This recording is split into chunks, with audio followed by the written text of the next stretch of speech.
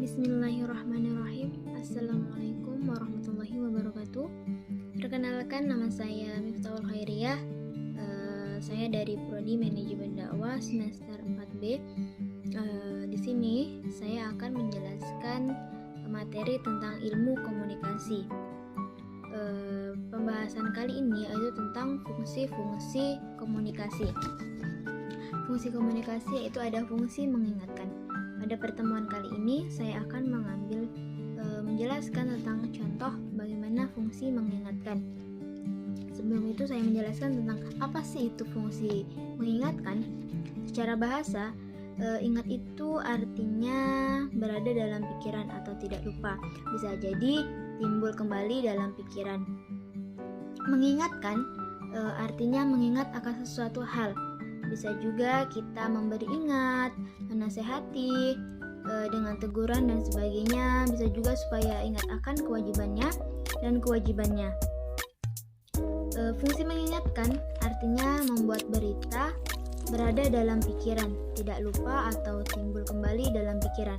Memberi nasihat, teguran supaya ingat akan sesuatu kewajibannya dan sebagainya. Fungsi mengingatkan ini penting bagi komunikasi karena yang pertama, sifat manusia adalah pelupa. Lupa itu sifat yang tidak bisa dipisahkan dari manusia. Sifat ini sudah ada sejak adanya bapak manusia pertama, yaitu Adam alaihi salam.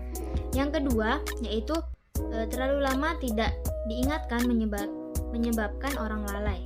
Yang ketiga, mengingatkan akan peluang memberikan hidayah kepada orang. Mengingatkan ini perlu berkali-kali. Kenapa? Karena tujuannya agar ingatan kita tentang informasi-informasi krusial itu menjadi kokoh dan tidak mudah hilang. Meskipun informasi lain yang masuknya juga banyak. Dalam kesempatan kali ini saya akan mengambil contoh fungsi mengingatkan, yaitu tentang bagaimana kita mengingatkan seseorang untuk selalu melaksanakan apa yang diperintahkan oleh Allah Subhanahu wa Ta'ala. Saya akan mengambil contoh yang telah saya alami, yaitu ketika saya mengingatkan kawan saya untuk melaksanakan sholat 5 waktu. Saya mengingatkan kawan saya itu tidak memilih, baik dia itu laki-laki maupun dia perempuan.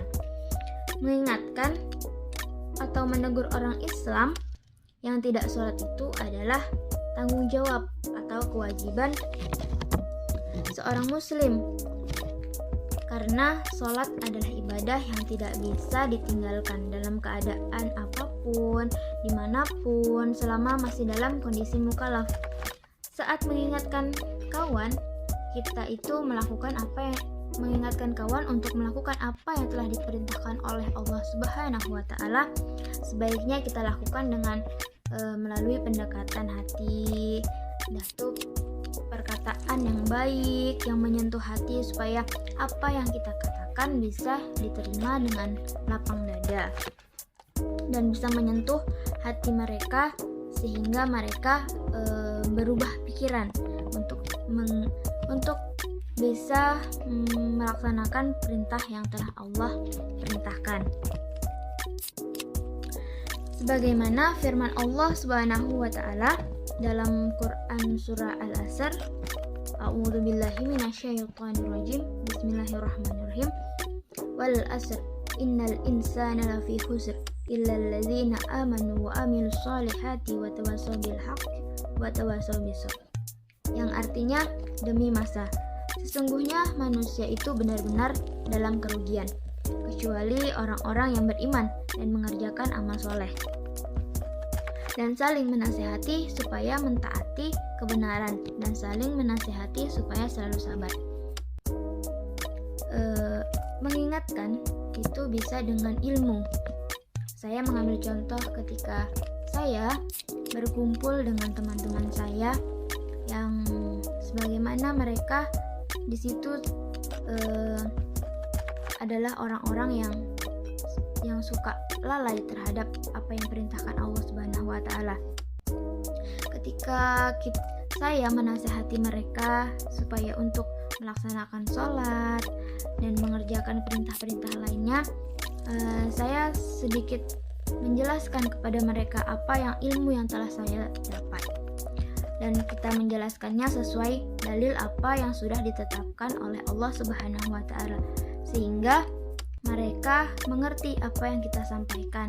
Dan insya Allah kemungkinan apa yang telah kita sampaikan bisa diterima mereka dengan lapang dada. Ya, walaupun yang telah saya alami biasanya mereka itu ada saja alasan untuk tidak mengikuti apa yang ketika saya sampaikan. Kedua, kita bisa memberi contoh.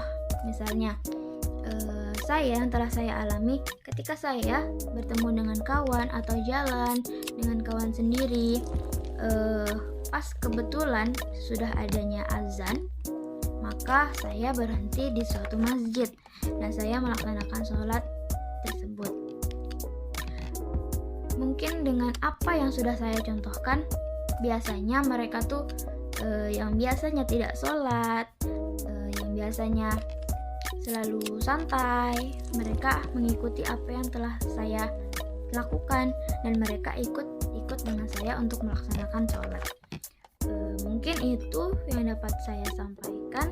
Kurang lebihnya saya mohon maaf. Penjelasan dari saya yang mudah-mudahan bisa diterima dan menjadi ilmu buat saya yang telah saya dapatkan. Kurang lebihnya mohon maaf. Wassalamualaikum warahmatullahi wabarakatuh.